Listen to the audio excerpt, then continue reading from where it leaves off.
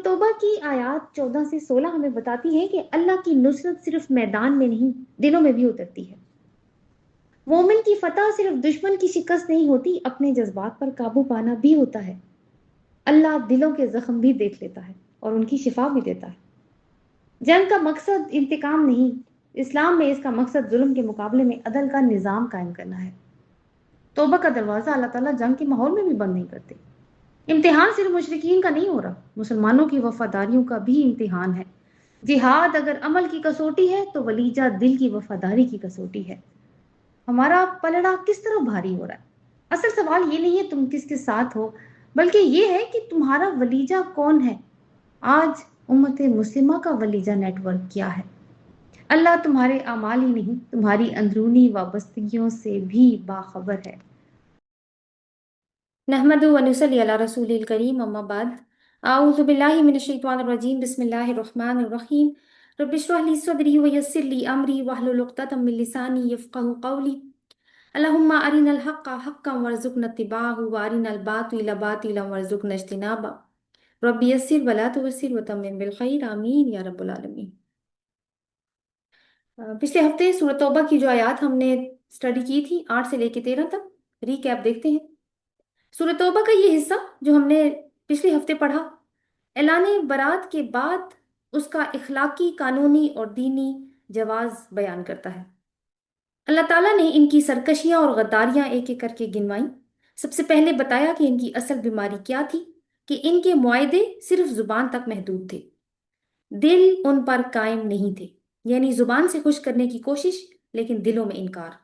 پھر اللہ تعالیٰ نے ان کے کردار کی مزید پرتیں کھولی کہ اگر انہیں تم پر غلبہ مل جائے تو ان کی اصلیت باہر نکل کر آئے گی۔ یہ نہ رشتہ داری کا خیال رکھیں گے اور نہ ہی معاہدات کا۔ انہوں نے اللہ تعالیٰ کی آیات کو دنیاوی فائدوں کے بدلے بیچ دیا، خود بھی اللہ کے راستے سے رکے اور دوسروں کو بھی روکا، قسمیں توڑی، دین پر تان کیا اور رسول اللہ صلی اللہ علیہ وسلم کو مکہ سے نکالنے کی سازش کی۔ اس کے بعد اللہ تعالیٰ نے مسلمانوں سے سوال کیا، آخر تم ایسے لوگوں سے کیوں نہیں لڑتے؟ کیا تم ان سے ڈرتے ہو؟ تم کیسے مومن ہو؟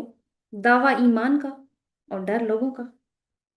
آج کے سیشن میں ہم اس جنگ کے فائدے یا نتائج دیکھیں گے جس پر مسلمانوں کو ابھارا جا رہا ہے، اور پھر آیت نمبر 16 میں ایک نہایت دلچسپ موڑ کے خطاب مسلمانوں سے کر کے اللہ تعالیٰ نے وفاداری کا ایک معیار بتایا۔ سٹارٹ کرتے ہیں آیت نمبر 14 سے۔ اعوذ باللہ من الشیطان الرجیم، بسم اللہ الرحمن الرحیم، قاتلوہم یعذبہم اللہ بأیدیکم ویخزیہم وینصرکم علیہم ویشفی صدور قوم مؤمنین۔ صدق اللہ العظیم۔ قاتلوہم، جنگ کرو ان سے، یعذبہم اللہ، اللہ انہیں عذاب دے گا، بأیدیکم، تمہارے ہاتھوں سے، یعنی تم ان سے جنگ کرو تو اس کے اللہ تعالیٰ کیا نتائج بتا رہے۔ پہلا نتیجہ کیا ہے کہ اللہ انہیں عذاب دے گا لیکن تمہارے ہاتھوں سے۔ دوسرا، وَيُخْزِهِمْ، اور انہیں رسوا کرے گا۔ اور تیسرا، وَيَنْصُرْكُمْ عَلَيْهِمْ، اور وہ تمہاری مدد کرے گا ان کے خلاف۔ اور چوتھا، وَيَشْفِي صُدُورَ قَوْمٍ مُؤْمِنِينَ، اور وہ شفا بخشے گا مومن قوم کے سینوں کو، یا مومنوں کے سینوں کو شفا بخشے گا، یا ٹھنڈ بخشے گا، یا ٹھنڈک بخشے گا۔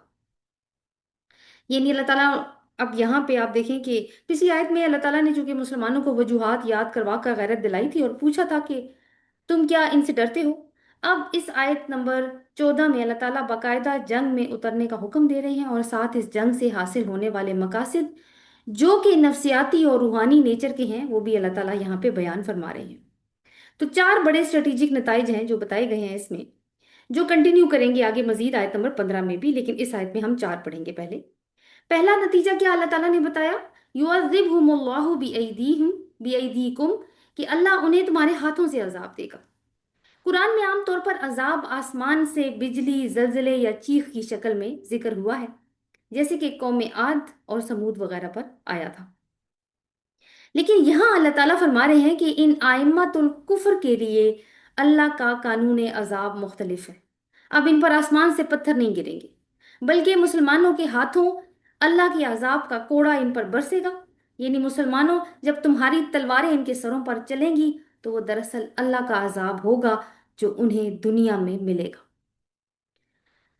اب اللہ تعالیٰ کا انسانوں کو عذاب دینے کا قاعدہ اس وقت بدل گیا تھا جب موسیٰ علیہ السلام کو تورات عطا کی گئی تھی۔ یہ پوائنٹ نوٹ کرنے والا ہے، اس کو کائنڈلی غور سے سنیے گا۔ اس سے پہلے یعنی موسیٰ علیہ السلام سے پہلے انبیاء کو جھٹلانے والی اقوام پر آسمانی عذاب جیسے کہ آندھی یا تیز بارش یا پتھروں کی بارش یا زلزلے یا سیلاب آیا کرتے تھے، اور انبیاء اور ان کے مٹھی بھر ساتھیوں کو عذاب سے پہلے بستی چھوڑنے کا حکم دے دیا جاتا تھا۔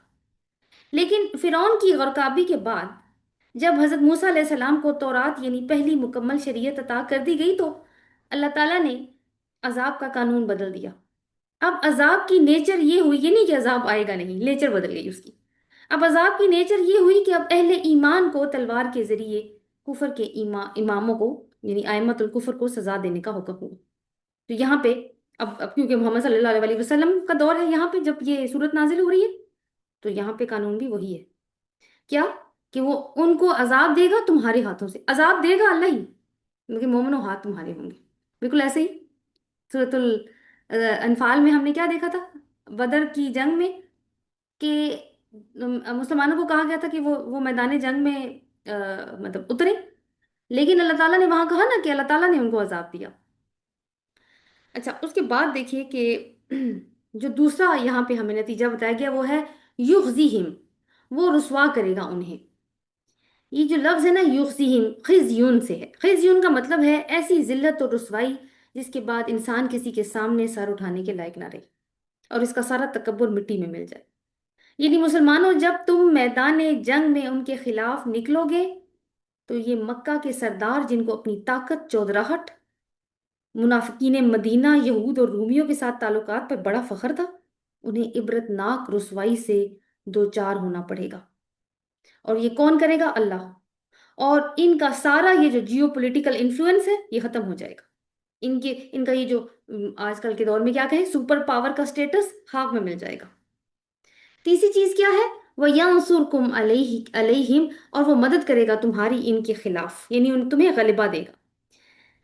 یہ جو نصرہ ہوتا ہے نا یہ بڑی مدد کو کہا جاتا ہے، یعنی ایسی مدد جو جنگ کے موقع پہ مطلوب ہوتی ہے۔ تو مسلمانوں تم ان سے مت گھبراؤ، وہ اللہ تعالیٰ فرما رہے ہیں کہ اللہ تعالیٰ ان کا نیٹ ورک خاک میں ملا دے گا، تم اقدام کرو، نصرت اور غلبہ تمہیں اللہ تعالیٰ نصیب فرما دے گا۔ اور چوتھا جو اللہ تعالیٰ نے یہاں پہ نتیجہ بتایا وہ کیا ہے؟ وہ یشفی صدور قوم مومنین، اور وہ شفا بخشے گا سینوں کو مومن قوم کے، یعنی مومن قوم کے سینوں کو ٹھنڈا کر دے گا۔ یشفی، شین فا یا اس کا روٹ ہے، شفا جس کو ہم کہتے ہیں نا، معنی ہے بیماری یا زخم کے بعد صحت اور سکون مل جانا۔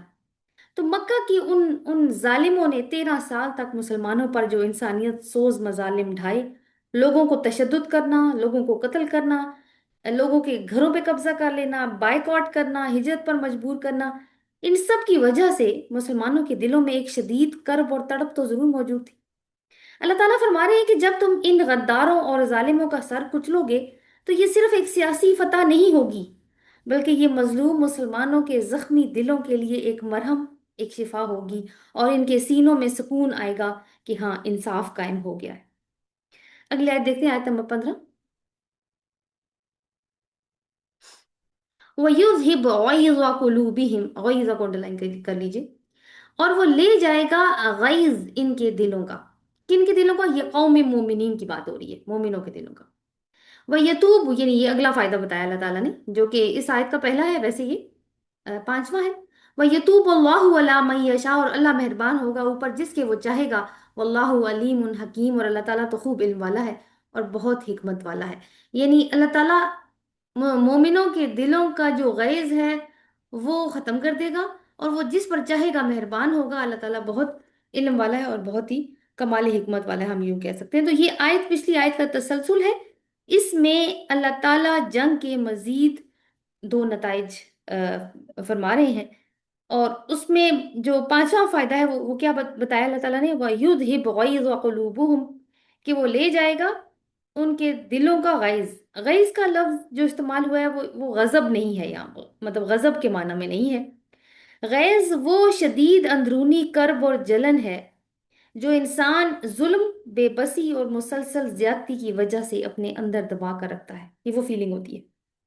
یعنی بدر، احد، ہجرت، ظلم، عہد شکنی، دین پر تان، ان سب کی وجہ سے جو درد، جو گھٹن اہل ایمان کے دلوں میں جمع تھا، اللہ تعالیٰ فرماتے ہیں کہ عدل قائم ہونے سے وہ زخم بھی بھر جائیں گے۔ اور جو چھٹا فائدہ بتایا وہ کیا ہے؟ وَيَتُوبُ اللَّهُ عَلَى مَن يَشَاءُ، اور وہ مہربان ہوگا جس کے اوپر وہ چاہے گا۔ یہ بہت ہی حیران کن پوائنٹ ہے کہ آیت 12 سے 14 تک تو ابھی تک تلواریں چلانے اور سخت ترین جنگ کا حکم دیا جا رہا تھا، مگر اللہ تعالیٰ نے فرمایا کہ جس کو چاہے گا توبہ کی توفیق بھی دے دے گا۔ تو توبہ کی توفیق کا اشارہ کن کی طرف ہو سکتا ہے؟ یہ ان لوگوں کی طرف بھی ہو سکتا ہے، نمبر 1، جو مسلمانوں کے عزیز و اقارب مکہ میں موجود تھے، ابھی مشرک تھے، اور مسلمانوں کو ان کی فکر لگی ہوئی تھی کہ جنگ میں وہ مارے جائیں گے، جس کی وجہ سے مسلمان ہچکچاہٹ کا شکار تھے۔ یہ سارے مسلمانوں کی بات نہیں ہو رہی، کچھ مسلمان ہچکچاہٹ کا شکار تھے۔ اور دوسری طرف توبہ کا اشارہ ان قریش کے بڑے بڑے سرداروں کی طرف بھی ہو سکتا ہے، کیونکہ جب سزا ملے گی تو تکبر کا خول ٹوٹے گا، جب تکبر کا خول ٹوٹتا ہے تو حقیقت نظر آتی ہے۔ تو اگر وہ لوگ پھر چاہیں گے تو اللہ تعالیٰ ان کو اسلام میں داخل ہونے کی توفیق بھی بخش دے گا۔ تو سورہ توبہ بار بار ایک ہی اصول سکھا رہی ہے کہ عدل بھی ہوگا، سزا بھی ہوگی، لیکن اگر کوئی پلٹ آئے تو رحمت کا دروازہ بند نہیں ہے۔ آخر میں جو اللہ تعالیٰ نے فرمایا واللہ علیم حکیم، کہ اللہ تعالیٰ بہت زیادہ علم والا ہے اور بہت زیادہ حکمت والا ہے، یہ 2 صفاتی نام ہیں اللہ تعالیٰ کی، اور یہ کوئی اتفاقاً یہاں نہیں آئے بلکہ پورے مضمون کا خلاصہ ہے۔ العلیم کا مطلب ہوتا ہے، سوری العلیم نہیں، علیم ہے۔ علیم کا مطلب ہے خوب جاننے والا، کیا جانتا ہے کہ کون عہد پورے کر رہا ہے، جیسے کہ آیت نمبر 7 میں بات ہوئی، کون زبان سے مخلص ہے اور کون نہیں، جیسے کہ آیت نمبر 8 میں بات ہوئی، کون واقعی توبہ کر رہا ہے اور کون صرف وقتی فائدے چاہتا ہے، جیسے آیت نمبر 11 میں بات ہوئی، کون عہد شکنی کر رہا ہے اور کون پلٹنا چاہتا ہے، جیسے کہ آیت نمبر 12 سے لے کے 15 تک بات ہوئی۔ یہ صرف کون جانتا ہے؟ اللہ۔ پھر علیم ہونے کے ساتھ ساتھ وہ حکیم بھی ہے۔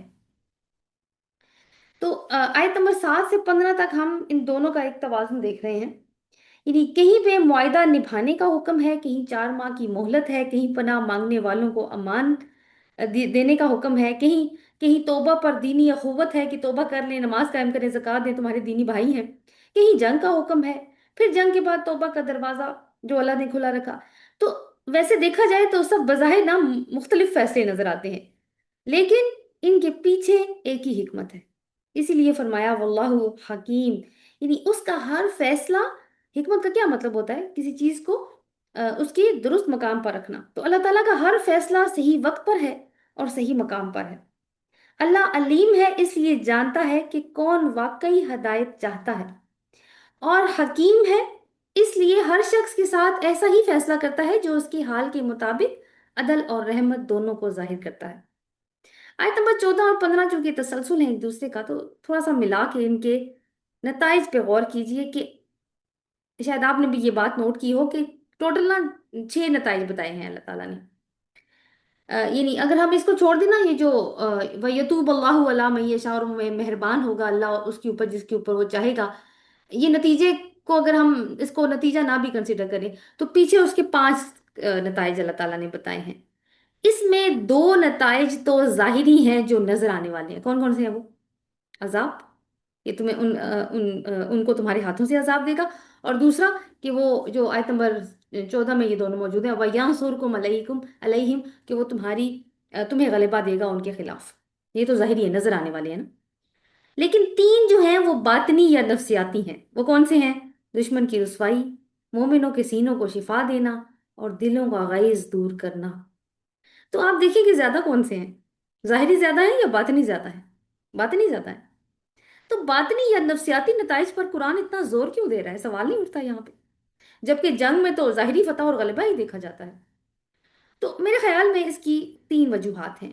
پہلی وجہ تو یہ ہے کہ اسلام میں جنگ زمین یا اقتدار، صرف زمین یا اقتدار حاصل کرنے کے لیے نہیں ہوتی، یہ نظریات اور دلوں کی جنگ ہوتی ہے۔ یعنی اسلام کا مقصد مائنڈ سیٹ کو بدلنا ہے، ورلڈ ویو چینج کرنا ہے۔ دشمن کا نظریہ کیا ہے؟ وہ ہم نے آیت نمبر 10 میں پڑھا تھا کہ وہ ہر مومن کو اپنا دشمن سمجھتے ہیں، ان کے دل میں کینہ ہے، تکبر ہے، وہ عہد شکن لوگ ہیں۔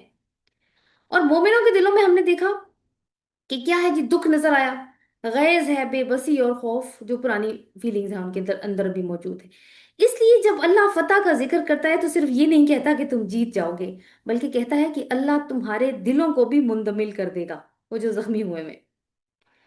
دوسرا جو اس کی وجہ ہے وہ یہ ہے کہ صرف ظاہری فتح کافی نہیں ہوتی، اور یہ بہت گہرا تربیتی اصول ہے جو اللہ تعالیٰ ہمیں یہاں پہ سکھا رہے ہیں۔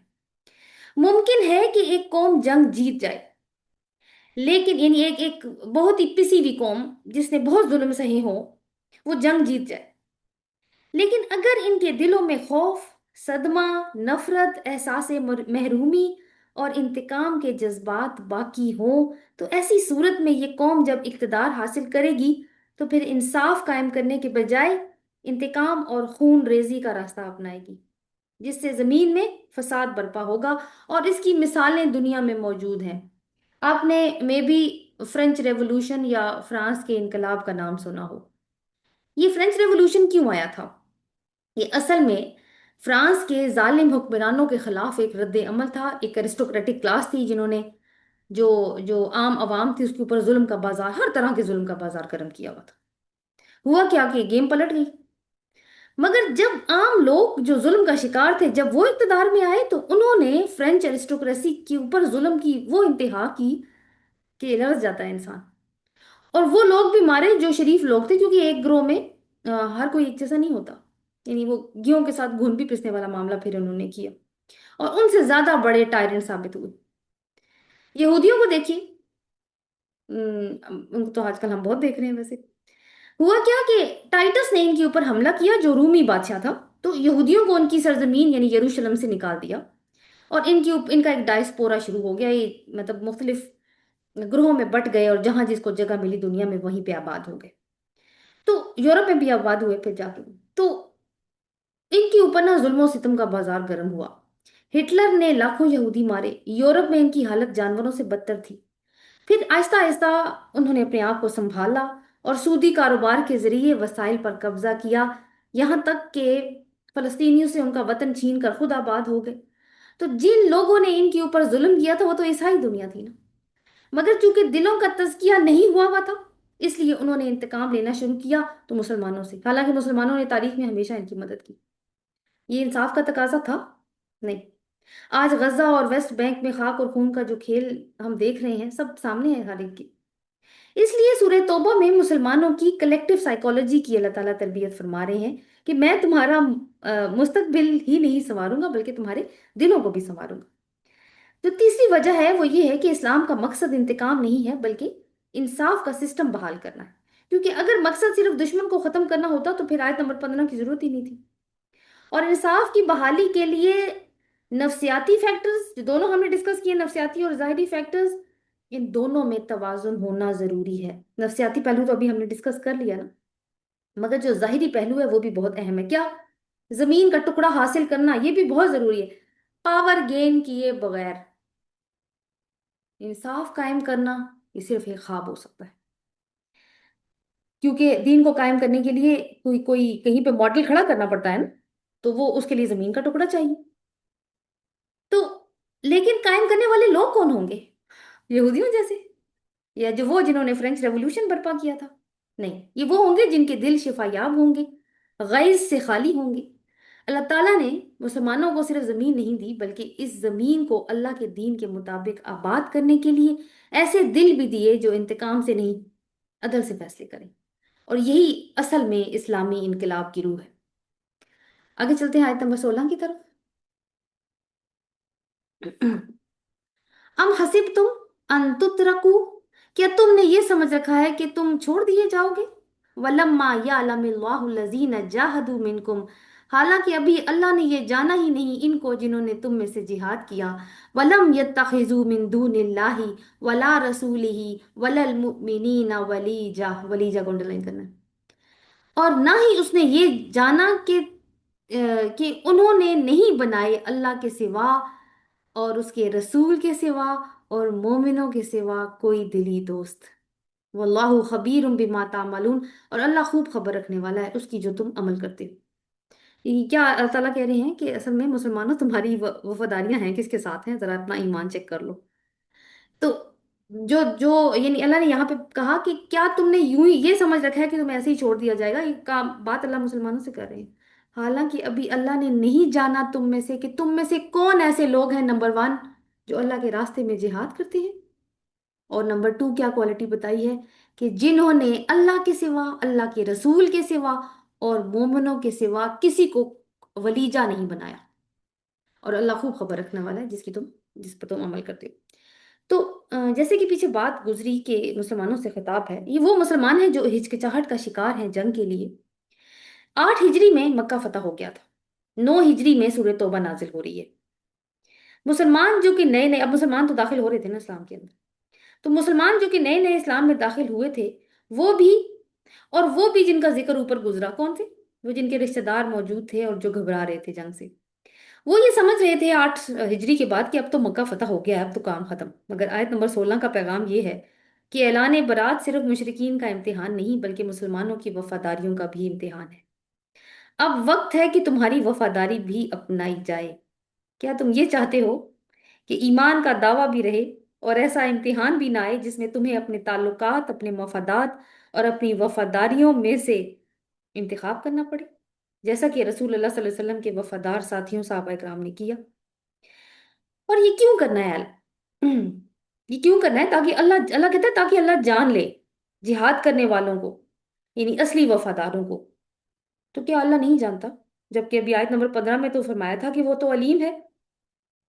تو بات یہ نہیں ہے کہ اللہ علم نہیں رکھتا، بلکہ بات یہ ہے کہ ایک تو چیز ہے کہ وہ ظاہر کرنا چاہتا ہے کہ کون کس کے ساتھ ہے، دوسری بات ہے کہ انسان بھی خود اپنے آپ کو نہیں جانتا جب تک اس کے اوپر امتحان نہ آئے کہ وہ کیا کرے گا۔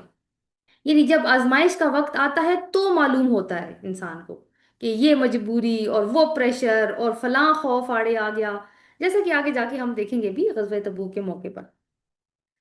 دوسری بات کہ یہاں اگر اظہار مراد ہے کہ اللہ تعالیٰ دکھانا چاہتے ہیں کہ کون اللہ کے ساتھ ہے اور کون نہیں، تو صرف یہ لوگوں کو دکھانے کے لیے نہیں ہے، بلکہ اللہ تعالیٰ ایک امت بنا رہے ہیں، اور امت کی قیادت، ذمہ داریاں اور اعتماد صرف دعووں پر نہیں چلتے۔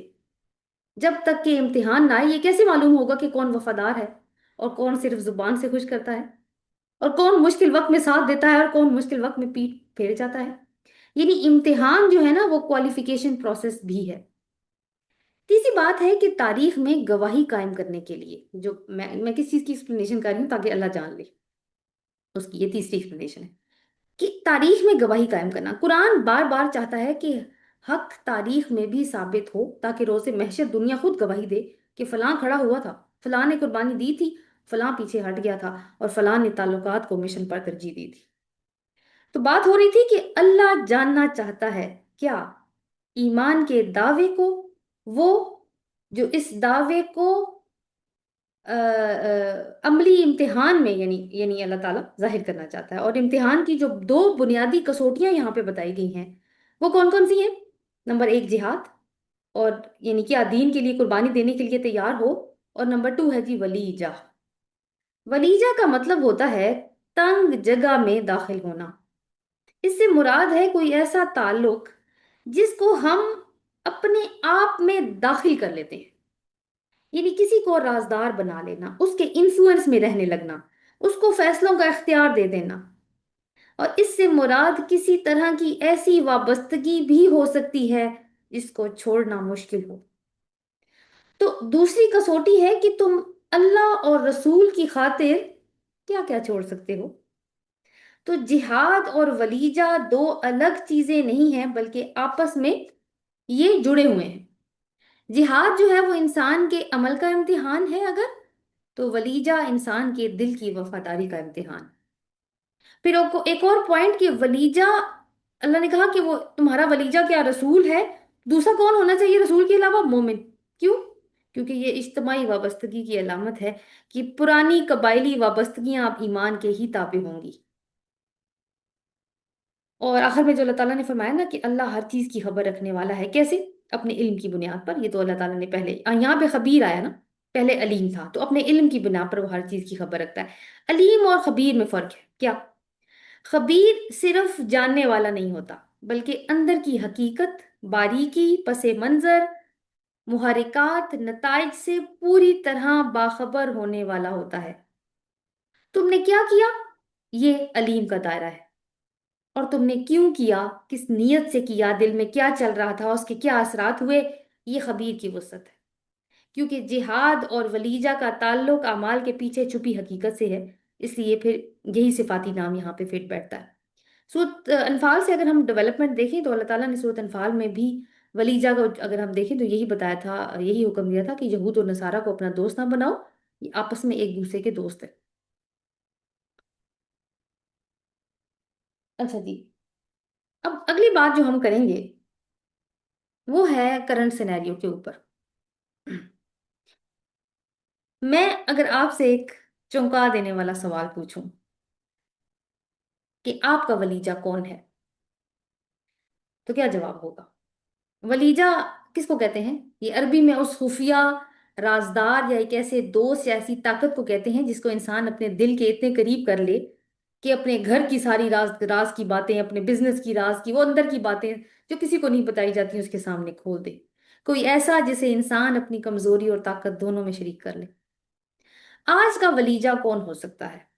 بینک بیلنس، کوئی سیاسی جماعت، کوئی فرقہ، کوئی فوجی طاقت، کوئی غیر ملکی سفارت خانہ جس کے باہر لمبی لائنیں ہوتی ہیں، کوئی سپر پاور، کوئی سوشل میڈیا کی پسندیدگی، یا واقعی اللہ، اس کا رسول اور مومنین۔ سورہ توبہ کی آیت 16 میں اللہ تعالیٰ مسلمانوں کو وفاداری کے جس ترازو میں تول رہا ہے، اس کے ایک پلڑے میں اس نے جہاد اور ولیجہ رکھی ہیں، اور دوسرے میں ہمیں، ہماری ترجیحات کے ساتھ۔ پلڑا کس طرف جھکے گا؟ یہ پیورلی میری یا ہماری چوائس ہوگی۔ چونکہ سورہ توبہ اللہ اور رسول سے وفاداری کے امتحان میں فیل ہو جانے پر ایک اجتماعی گرفت ہے، ہم آج خود کو امت کی حیثیت سے اس معیار کے اوپر پرکھ کر دیکھتے ہیں۔ سورت کا آغاز کہاں سے ہوا؟ سورت توبہ کا آغاز اعلان برات سے ہوا، ان تمام قبائل کے ساتھ جنہوں نے بار بار غداری کی۔ تو سورہ توبہ اس بات کا اعلان ہے کہ تم ڈکلیئر کرو کہ تم کس کے ساتھ ہو، تم حق کے ساتھ کھڑے ہو یا تم کفر کے ساتھ کھڑے ہو۔ 4 مہینے کا تمہارے پاس وقت ہے، سوچ سمجھ کر فیصلہ کر لو۔ اب جب 4 ماہ گزر گئے تو اللہ تعالیٰ نے فرمایا کہ تم نے کفر کے اماموں سے جنگ کرنی ہے۔ کہاں آئی تھی یہ بات؟ آیت نمبر 12۔ بیسیکلی ہم آیت نمبر 12 سے لے کر آیت نمبر 16 تک تجزیہ دیکھ رہے ہیں۔ تو میں آیت نمبر 12 کا ترجمہ آپ کے سامنے رکھ دیتی ہوں۔ اگر وہ اپنی قسموں کو پکا کرنے کے بعد توڑ دیں اور تمہارے دین میں تان کریں تو ان کفر کے اماموں سے جنگ کرو، بے شک ان کی قسموں کا کوئی اعتبار نہیں ہے تاکہ وہ باز آ جائیں۔ آج اس وقت کے ائمۃ الکفر کون ہے؟ قریش مکہ۔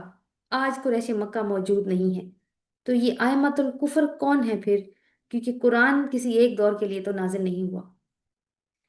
یہ ہے جی وہ طاغوتی ٹولہ۔ یہ کوئی ایک طاقت نہیں ہے بلکہ پورا نیٹ ورک ہے جو روز اول سے روپ بدل بدل کر ہمارے دین میں تان کرتا ہے اور دین کی بنیادیں ہلاتا رہتا ہے۔ کام تو حضرت عمر بن خطاب رضی اللہ عنہ کے دور سے ہی شروع ہو گیا تھا اور آج تک جاری ہے۔ آج یہ کون ہے؟ یہ صہیونی طاقتیں یا زائنسٹ لابی ہے جو ہمیں نظر آ رہی ہے۔ پوری دنیا آج کا وہ پولیٹیکل سینیریو دیکھیے، پوری دنیا ایک بے یقینی کی کیفیت میں کھڑی ہے نا۔ تو کون ہے اس کی وجہ؟ یہ زائنسٹ لابی۔ اور کیا بیچ میں تنازع ہے؟ فلسطین کا، فلسطین پر ہونے والا ظلم، اور ظلم کی وجہ کیا ہے؟ وہ مسلمان ہیں۔ اکتوبر 2023 سے یہ سلسلہ بغیر کسی وقفے سے جاری ہے، اور اس کے ساتھ کتنے مزید محاذ کھلے؟ لبنان کا، شام کا، یمن کا اور ایران۔ اس دوران کتنے سیز فائر ہوئے جو کہ معاہدے ہی تھے، مگر کسی پر عمل نہیں ہوا۔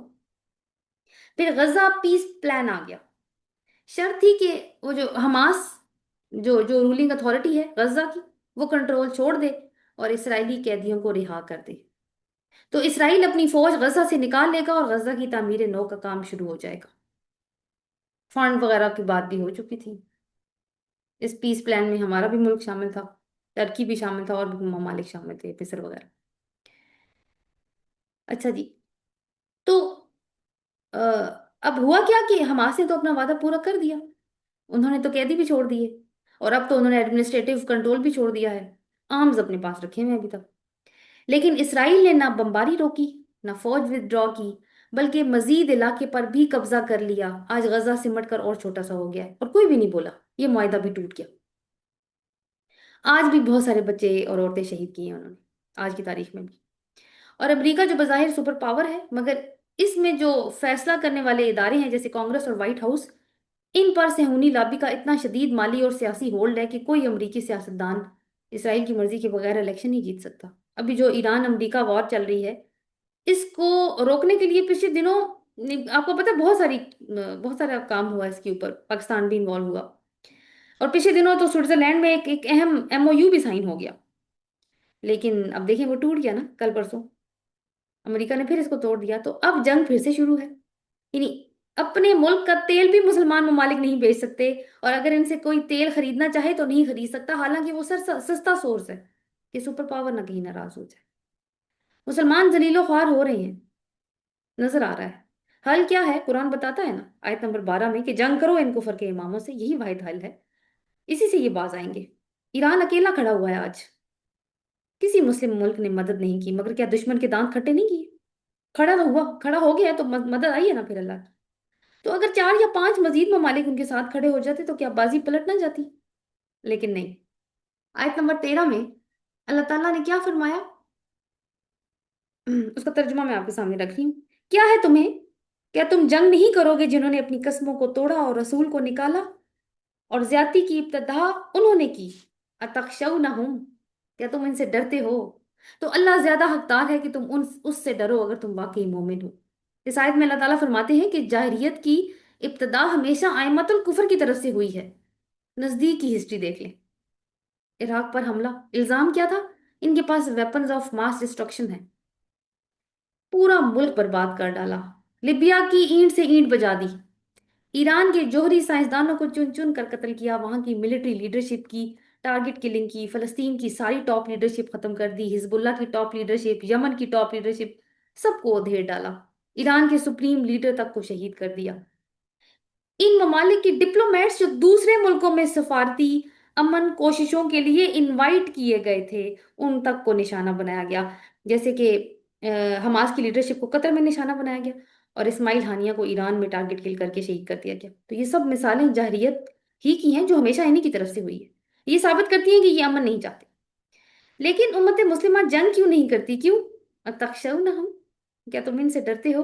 جی، یہ ڈرتے ہیں ان کی مادی طاقت سے، یہ اللہ سے نہیں ڈرتے، نظر نہیں آتا نا، اس سے تو وہ ڈرتے ہیں جو ایمان بالغیب والے ہوتے ہیں۔ تو آج کی مسلم امہ کا ایمان کیا ہے پھر؟ پاور اور پیسہ، جس نے ان کے خدا بدل دی۔ یہ اللہ پر ایمان لاتے تو ذلت ان کا مقدر نہ ہوتی۔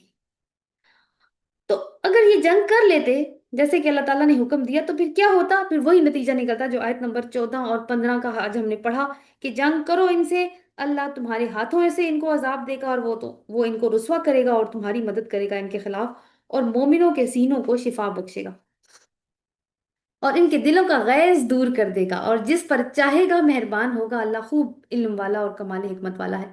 اب دیکھیں فلسطین اور باقی مسلمانوں پر ان غاصب طاقتوں کے مظالم کی وجہ سے پوری مسلم امہ کے جو عوام ہیں ان کے دل زخمی ہیں، ان کے دلوں میں غیظ ہے، غصہ، بے بسی، مایوسی۔ ابھی آپ کو پتہ ہے خامنہ ای صاحب کا بہت بڑا جنازہ ہوا، جو شہید ہوئے، کہاں پہ ان کی تدفین ہوئی ہے؟ وہ ایران کے سپریم لیڈر تھے، اور تدفین کہاں ہوئی ہے؟ عراق میں، مشہد کے اندر، اور وہاں پہ جن لوگوں نے شرکت کی اس کی تعداد بھی حیران کن تھی، جو الوداع کہنے آئے تھے۔ تو الجزیرہ کی ایک رپورٹ کل میں سن رہی تھی، تو ان سے پوچھا آپ کے سپریم لیڈر تو نہیں تھے، آپ نے کیوں شرکت کی؟ تو ایک شخص نے جواب دیا کہ غزہ میں مسلمانوں پر ہونے والے ظلم کی وجہ سے ہم ان عورتوں اور بچوں کا خون بہتا ہوا نہیں دیکھ سکتے۔ یہ جواب کیوں دیا انہوں نے؟ کیونکہ اتنے دل زخمی ہیں کہ ان کو ایران کی صورت میں ایک امید نظر آتی ہے، تو ایرانی لیڈر کے جنازے میں شرکت کرنے کے لیے آ گئے۔ تو اللہ تعالیٰ نے، ویسے اب دیکھا جائے تو کوئی دنیا کے اوپر کوئی آسمانی عذاب نہیں بھیجنا اب اللہ تعالیٰ نے، بلکہ مخلص اہل ایمان کے بازو اور مزاحمت ہی ائمۃ الکفر کے لیے اللہ کا عذاب بنے گی، جس سے مظلوموں کے دلوں کو شفا ملے گی۔ مگر کون ہوں گے وہ مخلص مسلمان؟ آیت نمبر 16 دیکھتے ہیں، اللہ تعالیٰ نے کیا کہا؟ क्या तुमने ये समझ रखा है कि यूं ही छोड़ दिए जाओगे? हालांकि अभी अल्लाह ने ये तो देखा ही नहीं कि तुम में से कौन वो लोग हैं जिन्होंने जिहाद किया और अल्लाह और रसूल और मोमिनीन के सिवा किसी को वलीजा या जिगरी दोस्त ना बनाया। जो कुछ तुम करते हो अल्लाह उसे बाखबर है। तो अल्लाह ताला फरमा रहे हैं कि सिर्फ मुसलमान घर में पैदा हो जाना और कलमा पढ़ लेना या नमाज रोजा कर लेना तुम्हें अल्लाह के मयारे वफा पर पूरा नहीं उतारता, बल्कि तुमको जंग करनी होगी जहां जरूरत होगी और सेहूनियों की दोस्ती छोड़नी होगी। जुबान से मजम्मत और अंदर से खुफिया गठजोड़ ताल्लुकात की बहाली आस्तीनों के सांपों से ये तोड़नी होगी, ये वलीजा नेटवर्क खत्म करना होगा। फिर जाकर हम अल्लाह के मयारे वफादारी पर पूरा उतरेंगे। लेकिन सवाल ये है कि ये हो क्यों नहीं रहा? अल्लाह करे कि ये हालात जो सबको ही नजर आ रहे हैं शऊर दिला दें सारी मुसलमान ममालिक को। लेकिन सबसे बड़ी बात क्या है? ईमान नहीं है ना अल्लाह पे। किस पर है? वलीजा नेटवर्क पर है। हम सुप्रीम पावर के नफसियाती गुलाम हैं। अपनी गुद्दियां गद्दियां कुर्सियां और बादशाहतें हमें इतनी अजीज हैं कि हम कुछ भी करने को तैयार हैं उसके लिए। और ये जो गुलामी है, जो जो नफसियाती तौर पर हम जो गुलाम है, वो हम अपनी नस्लों को भी आगे से गुलाम बनाते चले जा रहे हैं। हमने बेचारी ये जो बेचारगी की सिचुएशन है ये खुद चूज की है। अल्लाह की मदद उस वक्त आएगी जब हम इस बेचारगी सिंड्रोम से बाहर निकलेंगे और इस्लाम में दाखिल होंगे। तब आती है अल्लाह की मदद, उससे पहले नहीं। लेकिन हम क्या करते हैं? हम बस मदद मांगते हैं अल्लाह ताला से और कोई काम नहीं करना चाहते, उसके लिए कोई अमल नहीं करना चाहते। जबकि हम देख रहे हैं कि कुरान बार बार अमल की दावत देता है। अल्लाह ताला हमें समझने की और समझकर अमल करने की भी तौफीक अता फरमाए। और यही हालात जो आजकल बन रहे हैं, यही हम उम्मत मुस्लिमा को अक्ल और शऊर दिलवा जाएं और उनको मुत्तहिद कर जाएं किसी किसी भी तरीके से। आमीन।